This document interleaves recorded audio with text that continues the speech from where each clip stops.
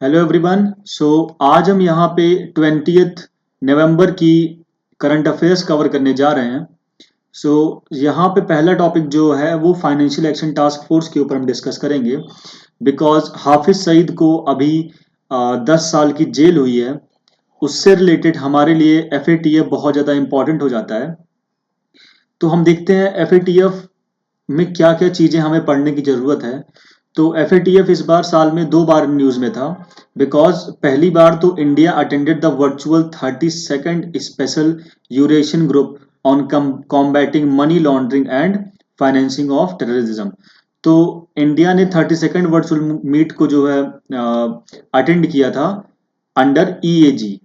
Right. आपको ये पता होना जरूरी है कि ईएजी एफएटीएफ के अंडर में आता है। राइट। अब ईएजी के अंडर में 9 कंट्रीज आती हैं। ये एक रीजनल बॉडी है। रीजनल बॉडी ये इंपॉर्टेंट है क्योंकि रीजनल बॉडी है बिकॉज कि ये एक एरिया स्पेसिफिक पे डील करते हैं। तो ये एक रीजनल बॉडी है। इसमें कौन कौन सी कंट्रीज आती हैं? इंडिया हो गया, रशिया हो गया, China, Kazakhstan, Kyrgyzstan, Tajikistan, Turkmenistan, Uzbekistan and Belarus. Point two remember over here is Pakistan इसमें नहीं आता है।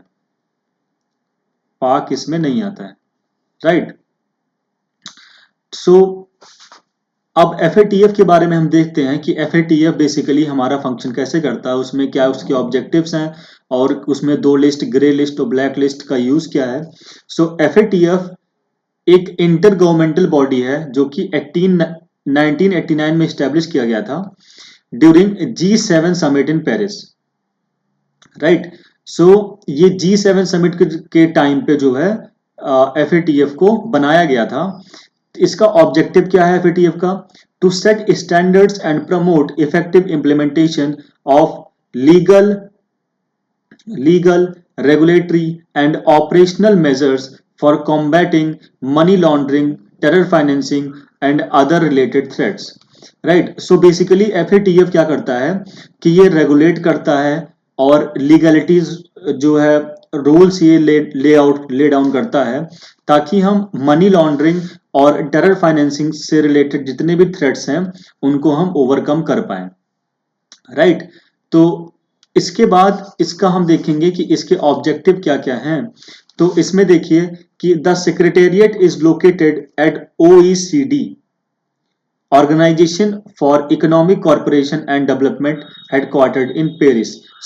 ये इंपॉर्टेंट है कि एफएटीएफ का हेडक्वार्टर पेरिस में है, जो कि इसका सेक्रेटेरिएट ओईसीडी में लोकेटेड है जो कि पेरिस में है।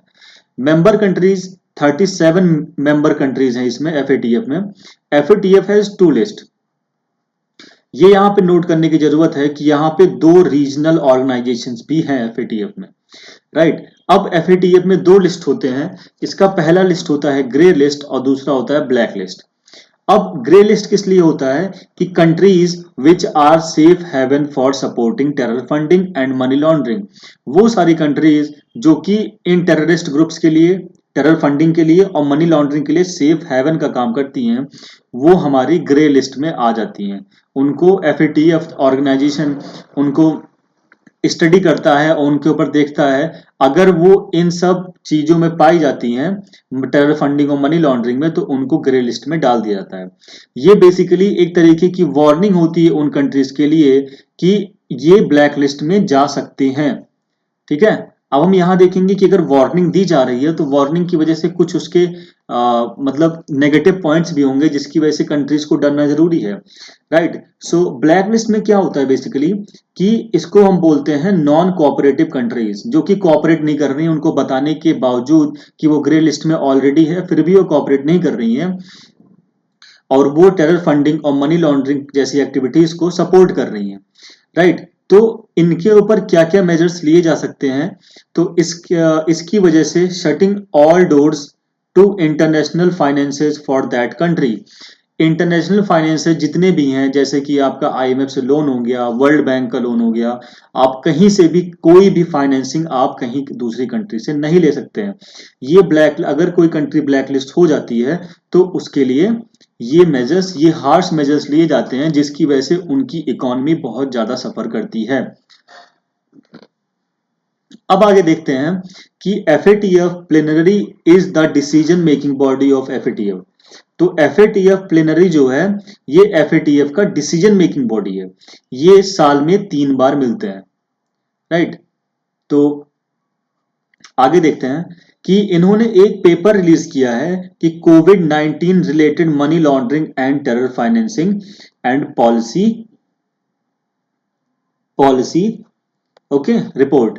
सो इसमें जो इन्होंने पेपर रिलीज किया है, इसमें इन्होंने बताया है कि कोविड-19 की वजह से मनी लॉन्ड्रिंग और टेरर फाइनेंसिंग में क्या डिफरेंस आया है या फिर क्या बढ़ोतरी हुई है या क्या उसमें कमी आई है, ये उन्होंने अपने रिसर्च पेपर में पब्लिश किया है। जैसा कि अभी कुछ दिन पहले हमने न्यूज में देखा था कि कोविड 19 की वजह से इंडिया में कोविड 19 की वजह से जो लड़कियों के लिए जो चाइल्ड पे सेक्सुअल अब्यूज हो रहे थे, उनका रेट बहुत ज्यादा बढ़ गया है।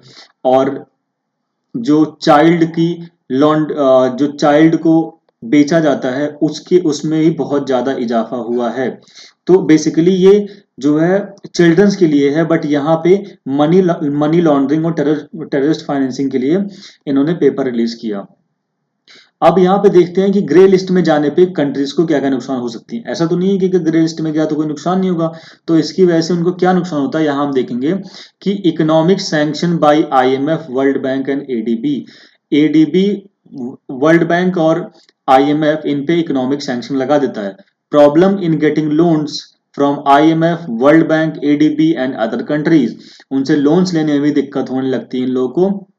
रिडक्शन इन इंटरनेशनल ट्रेड कम होगा तो वहां की इकोनॉमी धीरे धीरे कोलैप्स कर जाएगी। उसके बाद इंटरनेशनल बाइकॉट, इंटरनेशनल कम्युनिटी उस कंट्री को बाइकॉट कर देगी। ये सारी चीजें FATF से रिलेटेड हैं, राइट। अब हम देखेंगे कि बेसिकली इसमें जो एक और टॉपिक इंपॉर्टेंट हो जाता है वो एशिया पैसिफिक ग्रुप है, राइट। तो अब हम यहाँ देखेंगे कि एशिया पैसिफिक ग्रुप बेसिकली होता क्या है। सो एशिया पैसिफिक ग्रुप एक इंटर गवर्नमेंटल ऑर्गेनाइजेशन है जो कि 41 मेंबर्स इसके हैं। ये 41 मेंबर्स इसके अंडर में आते हैं, right. It focuses on member effectively implement the international standard against money laundering, terror financing, and proliferation proliferating financing related to weapons of mass destruction। सो ये बेसिकली एशिया पैसिफिक ग्रुप क्या करता है कि ये मनी लॉन्ड्रिंग से related ये देखता है कि क्या प्रॉपर तरीके से इंटरनेशनल स्टैंडर्ड्स को इम्प्लीमेंट किया जा रहा है कि नहीं, राइट। अगर इंटरनेशनल स्टैंडर्ड्स को प्रॉपर तरीके से नहीं इम्प्लीमेंट किया जा रहा है तो ये उस कंट्री पे प्रॉपर मेजर्स लेती है, राइट। अब यहाँ पे एक टर्म आया है कि weapons of mass destruction. So weapons of mass destruction का यहाँ पे क्या मतलब है कि जो भी बायोलॉजिकल वेपन्स कंट्रीज यूज करती हैं, बायोलॉजिकल वेपन्स, उनके प्रोडक्शन में, राइट, उनके प्रोडक्शन में, उनके सेल पे एशिया पैसिफिक ग्रुप एक निगाह रखता है कि ताकि ये बायोलॉजिकल वेपन्स गलत तरीके से ना यूज हो पाए, ये टेररिस्ट के हाथों में ना जा पाए, नहीं तो बहुत ज्यादा मास डिस्ट्रक्शन हो सकता है, right. Mass destruction is possible. Now अब हम यहाँ पे देखेंगे कि एशिया पैसिफिक ग्रुप की वजह से, अगर हम एशिया पैसिफिक ग्रुप की बात कर रहे हैं तो इसको लाने में इनका रोल कहां से कहां तक आता है। इसके लिए हमारे लिए दो resolution, that is UNSC resolution of 1267 and 1373, ये दोनों इंपॉर्टेंट हो जाता है। सो UNSC रेजोल्यूशन ऑफ 1267 ये पास किया गया था October 15, 1999। It consolidate list of people and entities of people associated with the Al-Qaeda and Taliban. Laws must be passed to implement sanction on them. So basically ये list of people and entities को तैयार करता है, जैसा कि India ने UNSC में खड़े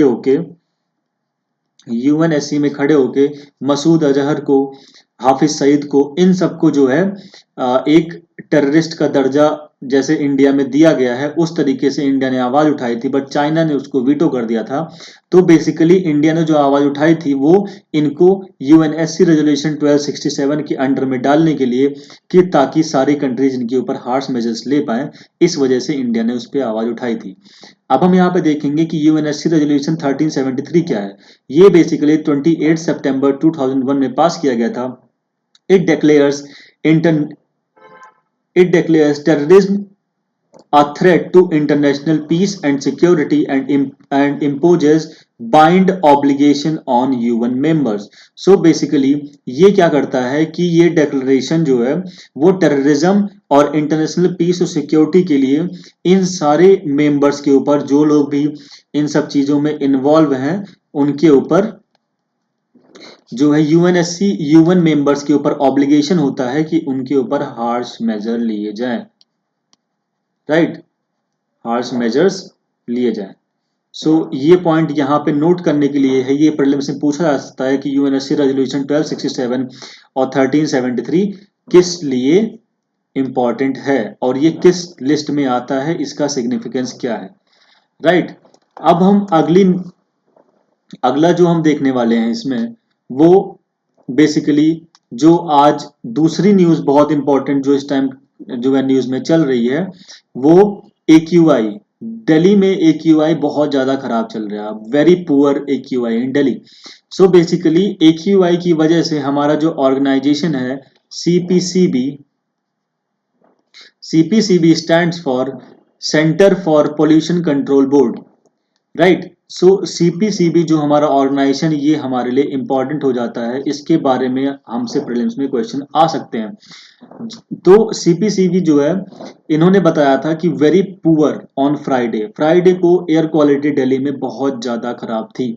सो बेसिकली ये टॉपिक हमारा polity and governance in paper 2 and environment and ecology in paper 3 में कवर होता है, राइट। अब यहाँ पे हम देखते हैं कि बेसिकली CPCB का काम क्या है और किस तरीके से एयर क्वालिटी इंडेक्स को मेजर किया जाता है। सो CPCB गवर्नमेंट ऑफ इंडिया के अंडर में आती है, डायरेक्ट गवर्नमेंट ऑफ इंडिया के अंडर में आती है, and responsible for air quality and water quality monitoring services and other pollution related issues. So basically ये एयर क्वालिटी और वाटर क्वालिटी के अलावा भी अगर कोई और पोल्यूशन रिलेटेड इश्यूज हैं तो ये उन पे ध्यान देती है। ये CPCB का बेसिकली फंक्शन होता है। नाउ CPCB एक स्टैट्यूटरी ऑर्गेनाइजेशन है under ministry of environment forest and climate change. ये कई बार क्वेश्चन पूछा जा चुका है कि कोई ऑर्गेनाइजेशन का नाम दे दिया जाएगा और पूछा जाएगा कि ये किसके अंडर में आता है, राइट। सो ये इंपॉर्टेंट है जानना कि यहाँ पे ministry of environment forest and climate change के अंदर में आता है ये। सो ये बेसिकली 1974 में स्टैब्लिश किया गया था under the water act, right. This point should be remembered that it has been established under Water Act, right. अब यहाँ पे हम देखते हैं कि ये पहले 1974 में वाटर एक्ट के अंडर में स्टैब्लिश किया गया था और लेटर इसको एयर एक्ट के अंदर जो कि 1981 में आया था उसके अंडर में चला गया था, राइट। अब ये वाटर एक्ट और एयर एक्ट के अंडर में आता है। अब बेसिकली हमें ये जानने की जरूरत है कि वाटर कंटेमिनेशन और एयर कंटेमिनेशन क्या होता है। तो water contamination is the contamination of water bodies by industrial and agriculture effluents, right. जैसा कि हमको पता है कि हमारा इंडस्ट्रियल का बहुत सारा वेस्ट होता है जो कि हमारे रिवर्स में, वाटर बॉडीज में जाता है और वहां के जो हमारे ऑर्गेनिजम्स हैं उनको हार्म करता है। तो ये वाटर एक्ट के अंडर में इस चीज को कवर किया गया था ना। अब हम देखेंगे कि ये एयर पोल्यूशन क्या होता है। So air pollution is the physical chemical and biological change in the air. So जो भी एयर में फिजिकल केमिकल और बायोलॉजिकल चेंज आते हैं उसको हम बोलते हैं एयर पोल्यूशन, राइट। तो ये एयर एक्ट के अंडर में जो है इसको CPCB के अंडर में डाल दिया गया था। अब हम यहाँ पे देखते हैं कि CPCB का फंक्शनिंग क्या है, उनका ऑर्गेनाइजेशन स्ट्रक्चर क्या है और इनके ऑब्जेक्टिव क्या क्या है। तो CPCB का ऑर्गेनाइजेशनल स्ट्रक्चर है कि इसमें एक चेयरमैन होता है प्लस मेंबर सेक्रेटरी और इसमें अदर मेंबर्स होते हैं, राइट। ये बेसिकली हमारा जैसे यहाँ बताया था कि ये एयर क्वालिटी, वाटर क्वालिटी और any other pollution related issues पे डील करता है, राइट। अब यहाँ पे हम इसके फंक्शंस को देखेंगे कि ये कौन कौन से फंक्शंस परफॉर्म करता है।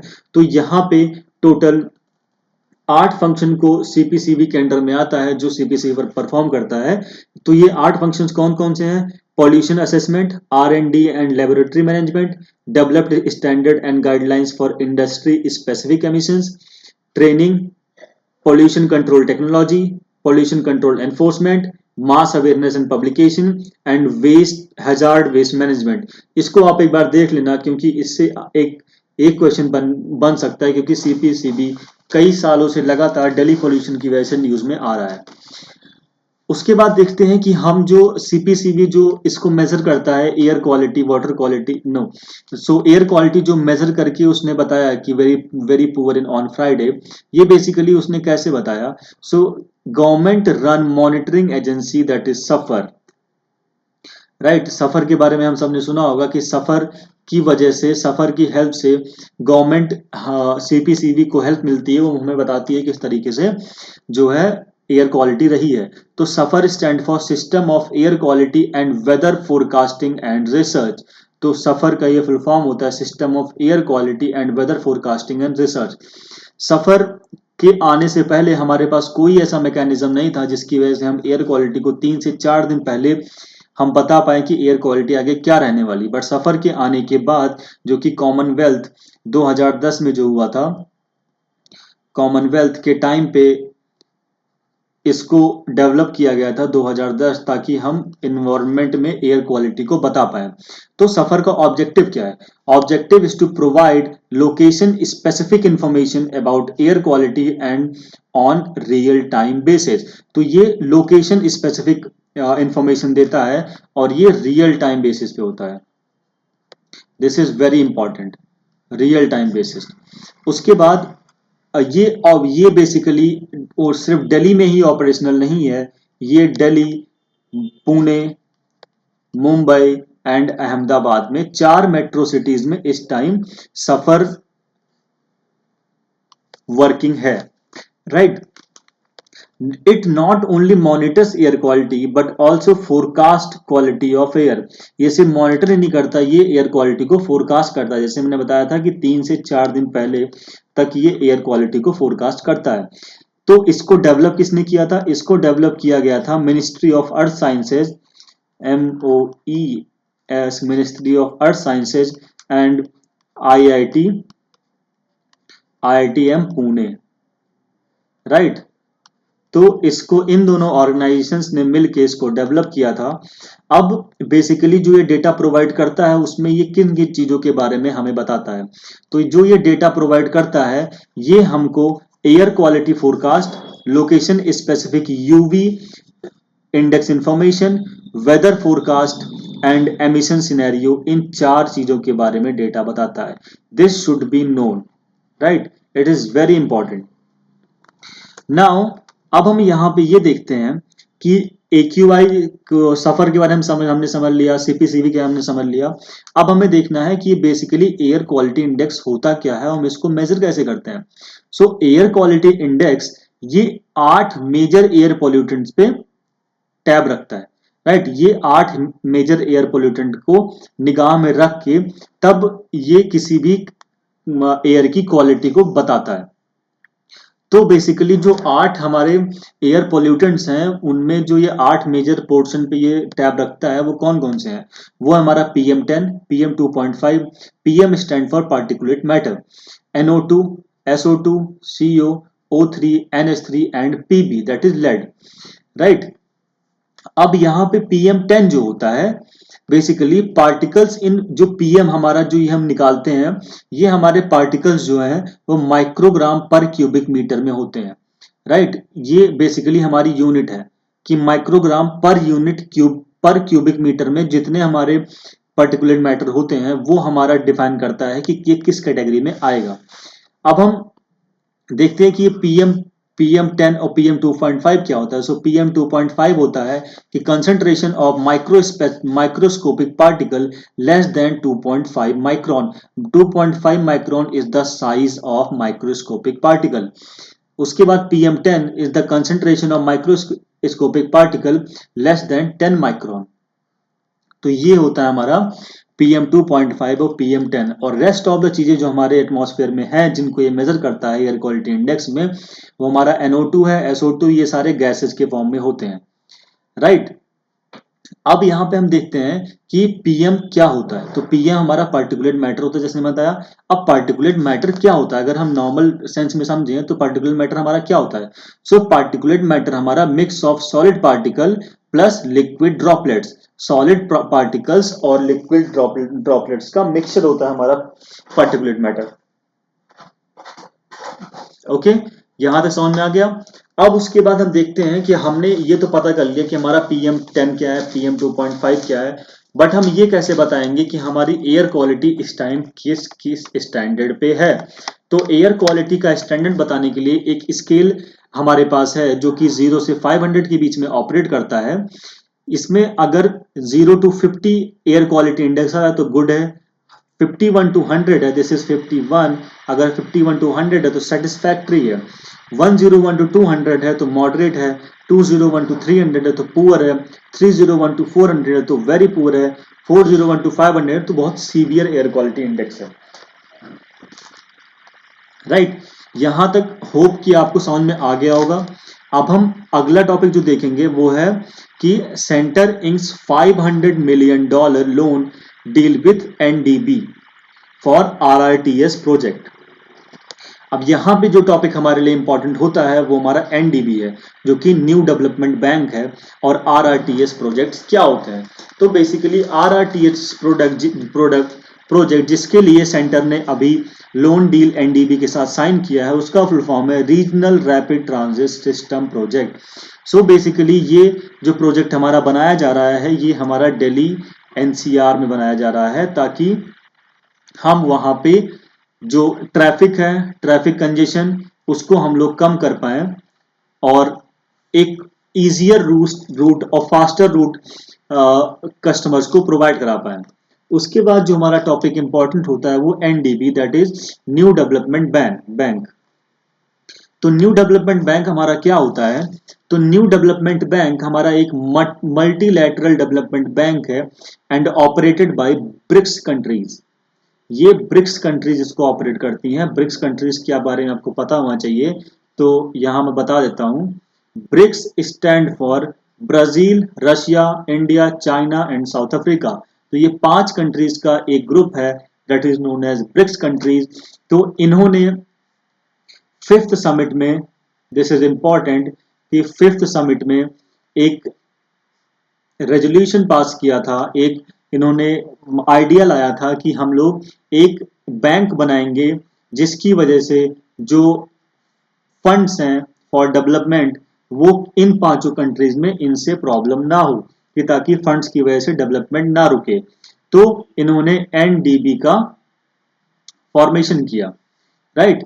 तो अब NDB का हेडक्वार्टर जो है वो शंघाई में है, वो शंघाई में है। Shanghai is in China, right. तो शंघाई हमारा चाइना में है इसका हेडक्वार्टर। उसके बाद यहाँ पे लिखा है कि 5th summit Durban south Africa 2013। तो साउथ अफ्रीका डरबन जो कि साउथ अफ्रीका में है, ये 5th समिट में ये न्यू डेवलपमेंट बैंक का आइडिया लाया गया था और इसको जो है बना दिया गया, जहां से इंडिया ने लोन उठाया है अभी।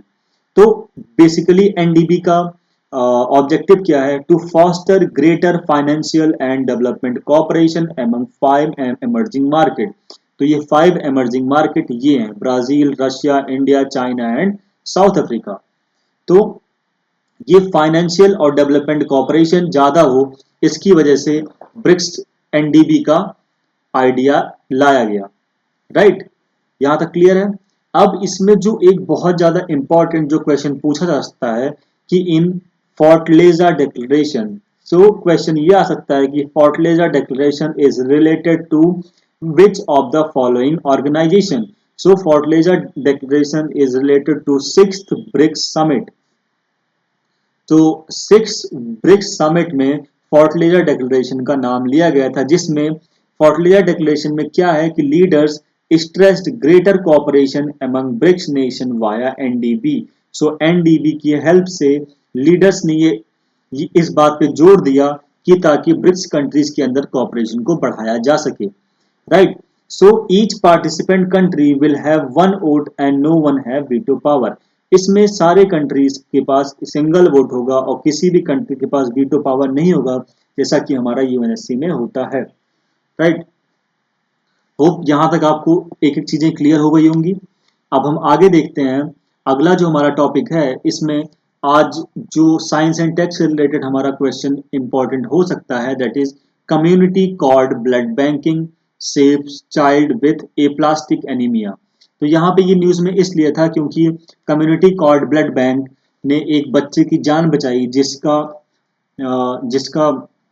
ऑपरेशन बहुत ही ज़्यादा कॉम्प्लिकेटेड था। तो basically community cord blood bank हमारे लिए इंपॉर्टेंट होता है कि ये होता क्या है और इसका इस्टेब्लिशमेंट किस तरीके से किया गया।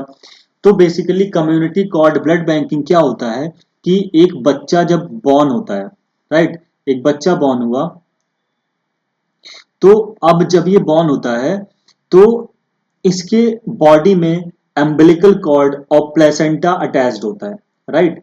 Umbilical cord plus plus placenta, this is P, sorry, so this is ये अटैच होता है बॉडी में।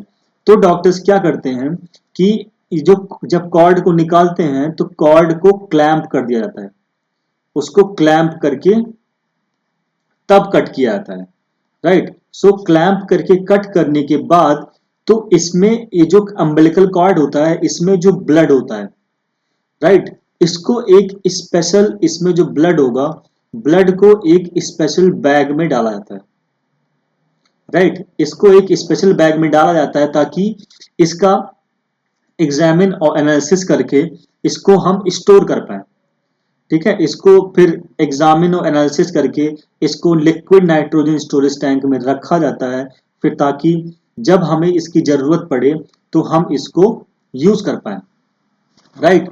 अब इसमें इंपॉर्टेंट पॉइंट क्या आता है हमारे लिए, सो बेसिकली जो यहाँ पे ब्लड को हमने स्टोर किया है, जो भी पेरेंट्स चूज करते हैं कि उनके चाइल्ड का कॉर्ड ब्लड स्टोर किया जाए, जब उनको जरूरत पड़ती है, उनके बच्चे हो या उनके पेरेंट्स हो या फिर उनके मैटरनल्स और पेटर्नल्स हो गए, पेटर्नल साइड या मेटरनल साइड्स हो गए, तो उनको जब भी जरूरत पड़ेगी तो वो इनको यूज कर सकते हैं, राइट। सो यहाँ पे बेसिकली हो क्या रहा है कि जो कॉर्ड में ब्लड था उसको हमने निकाल के स्टोर किया और उसको हम बाद में यूज कर सकते हैं, राइट। अब उसके बाद हमें देखते हैं कि इसके बेनिफिट्स क्या क्या है। सो बेनिफिट्स इसके ये हैं कि protection of baby against all condition treatable using stem cell. So stem cell therapy से जितने भी कंडीशन ट्रीटेबल होते हैं उनको बेबी को इससे क्योर मिलता है, उसको इससे प्रोटेक्शन मिलता है। प्रोटेक्शन इन द सेंस कि उसके ऑपरेशन में वो चीज यूज हो जाएगी, right. Protection of baby sibling parents grand parents by providing unrelated donor stem cell. So इसमें जो है इनके बेबी सिबलिंग पेरेंट्स इसमें सबको फायदा होता है अगर बेबी ने इस चीज को डोनेट किया है, राइट। अब बेसिकली यहाँ पे एक टर्म आया स्टेम सेल, राइट। अब हमें ये जाना जरूरी हो गया प्रीलिम्स पॉइंट ऑफ व्यू से कॉर्ड ब्लड बैंकिंग इंपॉर्टेंट है, but for mains you should know that what stem cell therapy is. So stem cell therapy क्या होता है, stem cell therapy में uses a patient's own stem cell to repair damaged tissues and repair injuries. Suppose एक कोई patient है, right, तो इस patient का इसी का स्टेम सेल को लेकर के हम इसी के डैमेज को और इंजरीज को जो है क्योर करते हैं, right. used to treat more than 80 disorders. This is very important. ये स्टेम सेल थेरेपी 80 डिसऑर्डर्स तक ट्रीट कर सकता है, including neuromuscular and degenerative disorder. For example bone marrow transplant used in leukaemia, sickle cell anaemia and immunodeficiency disorders. और the third point है यहाँ पे common to remove stem cells from areas of stored body fat, so also referred as adipose stem cell therapy in some cases, right. Hope यहां तक आपको clear हो गया होगा। अब हम यहाँ पे अगला टॉपिक देखते हैं। सो अगला टॉपिक जो हमारा इस टाइम न्यूज में चल रहा है वो हमारा है छठ पूजा, जो कि हमारे नॉर्थ इंडिया में बहुत ज्यादा फेमस है, राइट। सो जो हमारा यहाँ पे छठ पूजा है, छठ पूजा बेसिकली हमें ये जानना जरूरी है कि ये मनाया क्यों जाता है। So it is a Hindu festival dedicated to sun god and his wife Usha, right. ये बेसिकली इनको इनके लिए होता है Chhath puja, for bestowing the bounties of life on earth. Basically जो सन गॉड की वाइफ उषा है उनको हम छठी मैया भी बोलते हैं, right. So Chhath puja means that sixth and is celebrated on sixth day of month of Kartika of Hindu lunar Vikram Samvat calendar. So basically ये छठे दिन मनाया जाता है on the month in the month of Kartika according to Hindu lunar Vikram Samvat calendar, right. ये इतना ज्यादा important नहीं है but for interview purpose it can be asked, right. The main worshipper called Parvaitin, Parvaitin बोला जाता है। जो मेन वर्शिपर होता है ये यूजुअली वुमेन होती है। जो इसमें इंपॉर्टेंट है जानने के लिए कि ये जेंडर स्पेसिफिक नहीं है, जेंडर स्पेसिफिक नहीं है, राइट। ये कुछ मेल्स भी करते हैं और यूजुअली इसे वुमेन्स करती हैं। जो जो रीजन्स जिन जिन रीजन्स में ये मनाया जाता है, it is Mithila province of Nepal, Terai Madhesh region of Nepal, Bihar, Jharkhand and UP. So these are the region जहां पे ये मनाया जाता है, राइट। अब हम आगे देखेंगे कि अगला जो हमारा बहुत अच्छा इनिशिएटिव गवर्नमेंट ऑफ इंडिया ने लिया है, that is LNG fuelling station. So LNG basically क्या होता है, ये एक नेचुरल गैस होती है। इसको हम बोल सकते हैं liquefied natural gas, like LPG liquefied petroleum gas होता है, इसको हम बोलते हैं लिक्विफाइड नेचुरल गैस, राइट। सो यहाँ पे methane and a mix of ethane का यूज किया जाता है। सो यहाँ पे बेनिफिट्स क्या क्या है कि ये 40% चीपर है डीजल के कंपैरिजन में and cause very less pollution, right. अब हम यहाँ पे देखेंगे कि इसका एडवांटेज क्या है अगर हम इसको ट्रक्स में यूज करें। सो अगर हम इसको ट्रक्स में यूज करें तो SOX, राइट, SOX में SO2 हो सकता है, SO3 हो सकता है, राइट। सो SOX का जो एमिशन है उसको हम 100% तक कम कर सकते हैं। दिस इज वेरी इंपॉर्टेंट कि 100% तक हम SOX का एमिशन खत्म कर सकते हैं। एंड फॉर NOx एमिशन ये 85% तक रिड्यूस हो सकता है अगर हम इनका यूज ट्रक्स में करें। So basically government of India ने अभी as a starting measures station setup किए हैं at every 200 to 300 kilometres on golden quadrilateral. So golden quadrilateral आपको पता होना चाहिए कि गोल्डन क्वाड्रिलेटरल कौन कौन से मेजर सिटीज को कनेक्ट करता है। सो गोल्डन क्वाड्रिलेटरल के हर 200 से 300 किलोमीटर पे गवर्नमेंट ऑफ इंडिया ने एक LNG स्टेशन को स्टैब्लिश किया है और ये टारगेट है कि विद इन 3 years में इसको पूरा किया जाए। 1,000 LNG stations on all major roads, industrial hub and mining areas में इस्टेब्लिश करने का गवर्नमेंट का टारगेट है। अभी के लिए गवर्नमेंट ऑफ इंडिया ने 50 LNG स्टेशंस को इस्टेब्लिश किया है और ये फंक्शनल है, राइट। अब हम देखते हैं जो अगली न्यूज है हमारी वो मेघालय की है, that Meghalaya integrated transport project, that is MITP। ये जो है इसके लिए फंडिंग गवर्नमेंट ऑफ एक MOU साइन हुआ है, एक एग्रीमेंट साइन हुआ है between government of India, government of Meghalaya and world bank. So world bank से ने यहाँ पे गवर्नमेंट ऑफ मेघालय और गवर्नमेंट ऑफ इंडिया के साथ एक एग्रीमेंट साइन किया जिसमें इन्होंने $120 million का लोन दिया है फ्रॉम IRDB। अब बेसिकली इसका सिग्निफिकेंस क्या है, ये सपोर्ट करेगा जो कि गवर्नमेंट का एक इनिशिएटिव है रीस्टार्ट मेघालय मिशन, जो कि बेस्ड है कि revive economy affected by covid pandemic. हमें पता है कि कोविड-19 पैंडेमिक की वजह से इकोनॉमी बहुत ज्यादा हर्ट हुई है। सो उसको रिवाइव करने के लिए ये प्रोजेक्ट बहुत ज्यादा अच्छा साबित हो सकता है, राइट। अब जो यहाँ पे अगला टॉपिक हमारे लिए इंपॉर्टेंट है वो Vatayan life time achievement award. So Vatayan life time achievement award दिया जाता है। यूके की एक ऑर्गेनाइजेशन है जो कि लंदन बेस्ड है। ये बेसिकली क्या करती है कि ये पोएट्स को, राइटर्स को और आर्टिस्ट को ऑनर करती है। राइट, ये पोएट्स, आर्टिस्ट एंड हमारे जो राइटर्स हैं उनको ऑनर करती है। इससे पहले जो ये अवार्ड दिया गया है वो प्रसून जोशी और जावेद अख्तर को मिला है। राइट, ये फर्स्ट टाइम नहीं है कि किसी इंडियन को ये अवार्ड दिया जा रहा है, नॉट फर्स्ट टाइम। होप कि आपका करंट अफेयर्स यहाँ से द हिंदू से पूरा कवर हो गया होगा, और इसमें कई सारे न्यूज पीआईबी के भी हैं। Right, so hope you like the video. Please do like, subscribe the channel. Thank you.